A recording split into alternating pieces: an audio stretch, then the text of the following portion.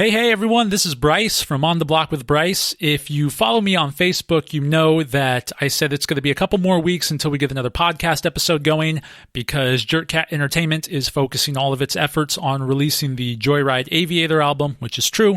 However, I didn't want to leave you hanging weeks and weeks and weeks without a new episode of the podcast, so I thought I'd do a mini-series within the podcast, and we're calling it CrimeThink.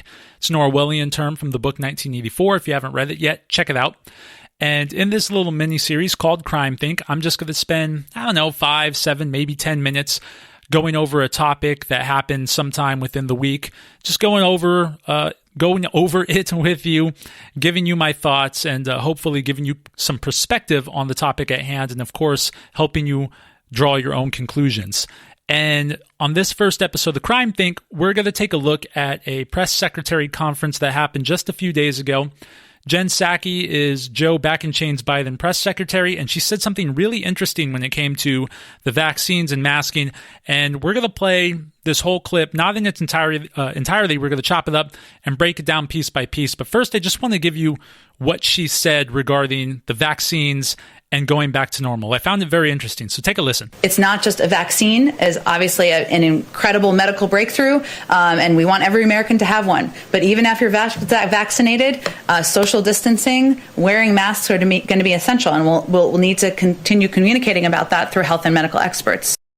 So if I heard this correctly, it sounds to me that Jen Psaki is saying that even if you get the vaccine, you still have to wear a mask and you still have to socially distance. In other words, even after you're vaccinated for COVID-19, you're not going to be able to get back to normal. Well, this naturally just brings up this question. If you're not allowed to go back to normal, even if you're vaccinated, and since we have no idea what kind of effects this vaccine has on people long-term because we haven't had a long-term test trial, why the hell should we get the vaccine then? I mean, wasn't the whole point of the vaccine to allow Americans to go back to normal, to allow businesses to open back up, for concerts to be a thing again, for bowling alleys to be a thing again, for people to be able to do what we were doing before the pandemic hit? I mean, wasn't that the whole point of rushing out this vaccine? But now you're telling us that we aren't going to get back to normal even if we're vaccinated. So why then? Why even get vaccinated? Now, amazingly, and probably at this point to no surprise, nobody in the media at that press conference followed up with the question I just asked. Instead, the media seemed to be focused on their ever-growing fetish with the idea of masks. In fact, the clip I just played you was an answer Jen Psaki gave in response to a question a reporter asked about masking. So we're going to play the start of this clip for you now. I did slice it up just for a second. There was this period in the clip where the reporter and Jen Psaki were talking over each other and it got kind of jumbled, but I left in everything the reporter was going to say had he not been interrupted. So just full disclosure, I did slice it, but just to cut out that 2 seconds of awkwardness. And we're going to play this clip, and I just want you to pay attention to just how driven the media is with this mask fetish, as well as a few other things we'll talk about. So here's the clip. There's an NBC News video that went viral of a grocery store in Naples, Florida. You may or may not have seen this. If you haven't, I'll describe it to you. When you pan the grocery store, you see that almost everybody in there is not wearing a mask, even though it's in a county, I believe, where masks are mandated. The question is, beyond urging Americans to wear masks, what specifically is this White House doing to combat that resistance, especially given the concerns about the coronavirus mutations and others right now? Okay, so a few things. Number one, a mandate isn't a law. A mandate is a fancy way of saying a strongly worded suggestion. But if it's not a law, it's just a suggestion, it doesn't need to be followed like a law. A mandate is not a law. I can't stress that enough. Number two, notice the media's desperate attempt to get the White House to act as the national parent, as if it's the White House's job to hold our hand and scold us if we do bad and make sure that we all do what they want us to do. I mean, the federal government's not our parent, and yet the media is just so desperate to get the White House to act as such. It's really quite frightening and creepy. And the other thing I noticed is this question sprouted out of this video that went viral out of Florida. There was a grocery store. People weren't wearing masks. The owner wasn't requiring them to. and people would wear them if they want to. If they didn't want to, they didn't do it. The media seem to just have this fetish with masks, and they're so shocked that people in Florida aren't wearing a mask. The thing I have to ask is, considering that Florida has handled this better than New York or California, states which the media has propped up as the leaders of COVID for some weird reason, considering that they've handled it better despite having a very old population, despite having the same population numbers as far as like New York goes, why is the media so desperate to vilify Florida? Wouldn't it just be easier if the media minded its own business? If the White House minded its own business? I mean, what business is it of anyone's if a store owner in his place of business say, hey, you know what? You don't want to wear a mask? You don't have to wear a mask. Like, how is that anyone else's business? Now, you can ask questions about it, sure, but the media is not asking questions about, hey, why are you doing that? What are your reasons? They're going, why isn't the White House doing more to make sure that guy doesn't do it? Why aren't you parenting him harder? It's a very, very interesting take from the media, although, again, none of this is surprising.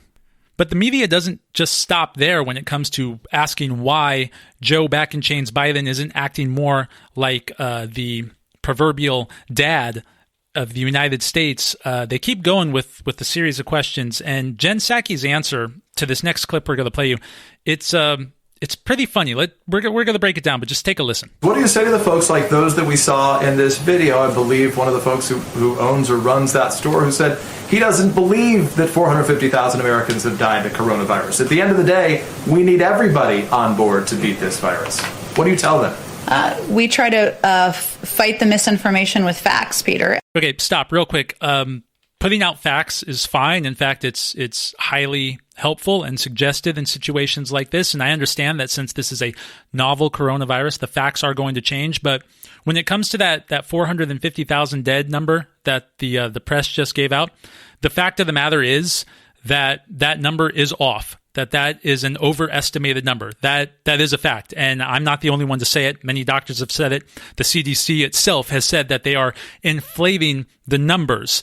And they didn't really give a good answer why. I don't think they gave any answer as to why. So the fact is, when that Florida store owner says he doesn't believe the number is that high, it's because even the CDC itself, the health experts that the White House is leaning on, has admitted that it's not. So I just thought I'd interject with that. Let's keep listening. And fight it with health and medical experts, including at a national level, at a local level, to convey to people that wearing a mask is something that not only can save the lives of their neighbors, but of their family members. It's quite, and it's steps they're taking to protect themselves. Well, hold on a second. Haven't we been told for months and months that we wear the mask not to protect ourselves, but to protect others? That the mask doesn't stop things from coming in, it keeps things from going out? Isn't that what we've been told? For a lady spouting out phrases like, we want to follow the facts, she sure isn't very good at giving them. And as far as the experts go, which experts are we talking about here? Because different experts say different things regarding this virus and masks and vaccines and socially distancing and all that.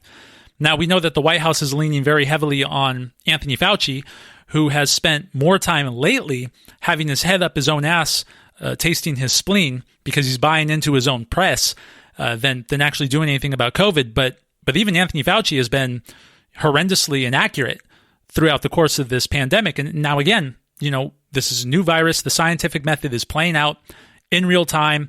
You're going to come up with theories, you're going to test them, they're going to be wrong, then you're going to go, okay, well, we got something new, here's a new theory. But Anthony Fauci really hasn't done that, has he? I mean, last March he said there's no reason to wear a mask, and then not even like a month or two later, he was like, you absolutely need to wear a mask. But he doesn't actually explain. I mean, to my knowledge, he's never come out and said, hey, you know what, I said this, I was wrong, here is why, and here is my new theory.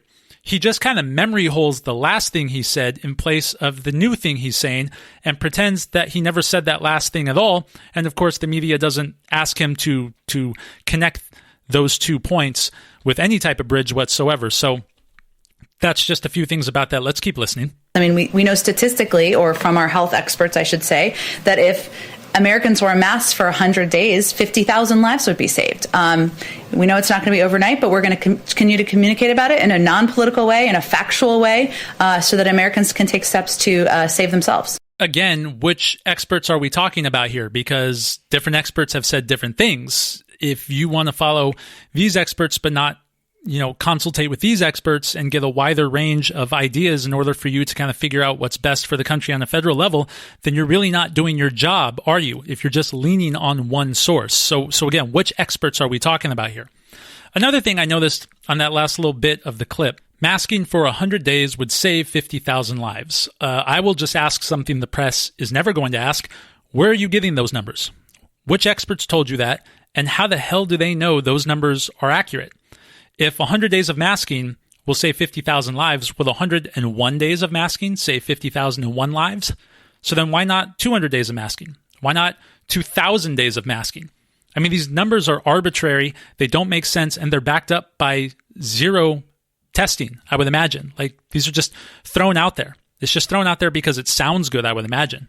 Another thing I want to point out with Jen Psaki is she always seems to be stumbling looking for answers, doesn't she? Whenever she talks in those clips we just heard, she's always like, and then, maybe, and like, now it could be she's just not really good at orating. Like, I'm not a really good orator myself. I stumble through my thoughts to get the words out as well. But that's kind of a bad look for a press secretary, isn't it? I mean, you are the voice of the presidential administration. So if you're up there stumbling with your words, it kind of gives off the impression that the administration is stumbling through its goals. Wouldn't you think? I don't know. Maybe that's just a whatever opinion, but I thought I'd point it out. So the last clip I'm going to play from this 2-minute clip of the press conference is the media asking a really stupid question about masks. Again, they won't get off this thing with masks. And it just shows again that the media is really trying to get the government to act as our parent. And it's pretty stupid. Take a listen. Where does the White House proposal of sending a mask to every American stand, and how much would that cost if you followed through? Sending every American a mask. Like, really? This is what we're expecting the federal government to do to get everyone's address and all their mailing information and send out a mask? I mean, what kind of mask? Is it one of those cheapy disposable ones you can only use for like an hour at a time before it no longer does anything except make your skin break out? Like a cloth mask, something that they can get on their own for $1. I mean, why send the mask at all? What guarantee do you have that they would even wear them if you sent it to them? What really frustrates me about the way the press, and I think a lot of people who have grown to see the government as some sort of parental figure, is that they're always looking for the government to do something, but it doesn't necessarily have to be something good or something effective. They just want to see the government do something. It's really dumb. I mean, it's action for action's sake, but it's pointless because sending a mask to everybody doesn't really do anything effectively to not only combat the virus, but get people back to normal. And again, why would it be the federal government's job in the first place? Who would listen? Again, action for action's sake is just really, really ridiculous. But people have gotten so used to just expecting someone to do something. It doesn't matter if what they're doing is effective or not. They just want to see it get done. My question to the press and anyone else who feels that way is like, what's the point? Like, really, what's the point? Does it make you feel better? I'm sorry, the federal government is not in charge of making you feel good. They're just not. I think you need to take up a hobby or see a shrink, honestly. Something I want to point out real quickly that I forgot to when the clip was played, one of the reporters asked, what can the federal government do to ensure people wear masks in light of, these new COVID mutations? There's been a lot of talk of the new COVID mutations. The thing is, a COVID or coronavirus, it's the same virus that gives you the common cold, and so it mutates very, very quickly. Common colds mutate rapidly. Coronaviruses are known to mutate very fast, so it's not really a surprise that COVID-19 has mutated, actually a lot slower than most coronaviruses do, but nobody, not the experts, the media, or nobody, has given any indication of whether or not these new mutations are more dangerous than the ones before them, and nobody said anything about whether or not the vaccine stops these specific mutations. So there's no real information out there about the mutations. I'm guessing they don't. I'm guessing they're not as dangerous because if they were, the media would have had a field day with it because the media's job is to get you to be as afraid of this virus as possible. So it seems like they want to say the word mutation to spark alarm, but it doesn't seem like they can tell you that that alarm has any merit to it. So mutations, no mutations, I don't think it makes much of a difference as far as how dangerous the virus is. So I just wanted to throw that out there real quick. All right, so to close this off, The whole idea of taking the vaccine is to ensure that life can get back to normal. If back in chains Biden and his administration are going to then get out there and say, oh, well, no, there is no going back to normal, even if you still take the vaccine, but we really want you to take the vaccine. It's like, well, why should I take the vaccine? Why do you really want me to take the vaccine? We have no idea what this vaccine is going to do long term because we didn't test it long enough. There wasn't a long-term test cycle. They tested it. Oh, it works. Here, take it. We don't know what's going to do to people, 10, 12 years down the road, or even sooner than that. So if you're telling me I can't go back to normal, then there's no reason for me to take the vaccine. It really makes you wonder why they're going to such great lengths to not only put this vaccine into you, but also not let you get back to normal, which was the whole point of the fucking vaccine to begin with. Now, you can break it down to one of three things, in my opinion. Number one, total and complete incompetence. The way Jen Psaki is fumbling around up there, it probably is indicative to the administration fumbling around when it comes to this COVID thing. I know Joe Biden tweeted, I have a plan to stop COVID. Trump doesn't. He really didn't. It was just something a politician says to get you to vote for him. Now, if it's not incompetence, it could just be them trying to cover their own asses. So if they sit there and say, once you have the vaccine, go back to normal, and then people still get COVID, because again, we don't know how effective this vaccine is going to be in the long run, it makes it look like they sent people to, catch COVID. That doesn't look very good for the Biden, soon-to-be Harris administration, and that really does put them in a bad spot come 2022 when the Senate and House go up for re-election, and definitely in 2024 when there's another presidential re-election. So this could just be them covering their own ass, and they know that the states are basically going to dictate and determine what happens once people have the vaccine en masse. Because remember, the federal government didn't lock you down. They didn't shut anything down. That was all the state government. So it could just be them, again, up there just looking like they're doing something, even though all they're really trying to do is cover their own ass. The state government shut you down. It's going to be the state government that allows you to reopen. Maybe they're just counting on that. Now, lastly, if they're not fumbling around trying to figure out their ass from a hole in the ground, and if they're not trying to cover their ass from political suicide, then all that's left, unfortunately, and in all cases, this might be most likely, all that's left is they have a monumental amount of power in being able to tell people you're shut down, you're not essential, you wear a mask, that they just enjoy it so much that they just don't want to let it go. It could just be that. It could just be like, we get off on telling people what to do and where they can go and who they can be around and how long they can do it. And it's not like a conscious thing. Like it's very rare that human beings know what they're doing is consciously bad and do it anyway. It's a very subconscious thing. And authoritarianism is a very subconscious thing. In their minds, they know what's best for you, and you must do it. You must listen to what they say in order to save you from yourself. And it very well could be that. All these governors and mayors all over the place, they've had a lot of power for a long time. It doesn't take much for power to get to people's head. I mean, politicians are already people you shouldn't trust because they volunteer for a position that gives them authority. So you already should have an eyebrow raised for them. And now you give them all this other authority to shut things down or whatever. What do you think was going to happen? And it could just be that Joe Biden, coming from that same ilk and his administration, they might just enjoy it. Whichever it is, my answer to you is going to be the same. Just don't listen to them. Okay? If they tell you you can't go back to normal after you've taken the vaccine, tell them, no, I'm going to go back to normal because I took the vaccine. I did what you wanted me to do. I'm going back to normal. The whole purpose of this vaccine was to go back to normal. I'm going back to normal. And if you're like me, if you're one of those people who are like, well, let's wait a little bit before this vaccine, let's see what happens, do it down the road, especially since they're telling you you're not going to be able to go back to normal, then what's the purpose of injecting the vaccine into you, especially when you don't know what the long-term side effects are going to be? So again, don't listen to them. Look, when it all comes down to it, your local government has more say than the federal government. The federal government can say anything. It really does come down to the state. So be more concerned with what your mayor is saying. Be more concerned what your governor is saying. Anything the federal government says is just dumb. They're not your parent. They have very little authority to do anything really in the long run. So it doesn't matter. Stop looking at them to be your parent. Start making your own decisions. Now, if you're willing to take the risk of the vaccine, then how is that any different than taking the risk of just going out and getting back to normal regardless of the vaccine? What's the difference in the risk you're taking? Especially if they think the vaccine won't stop you from getting COVID. Even if you're 75, 80 years old, there's no guarantee that you won't get COVID. Why not then just allow everyone to assess their own risk, like those people in Florida not wearing masks in the store, and let them get back to normal? All these problems we're having, the economic problems, etc., this is all due to these lockdowns. Let people go back and do what they want to do.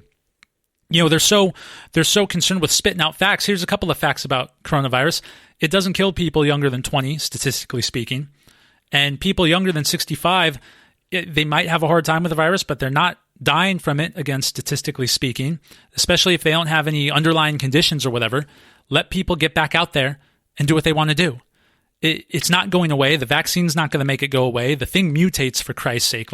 We're going to have to live with this. What we can't live with is more shutdowns and more waiting on the government to fumble around and figure out an answer. People are able to make their own decisions, and they should be allowed to. So that was our first episode of CrimeThink.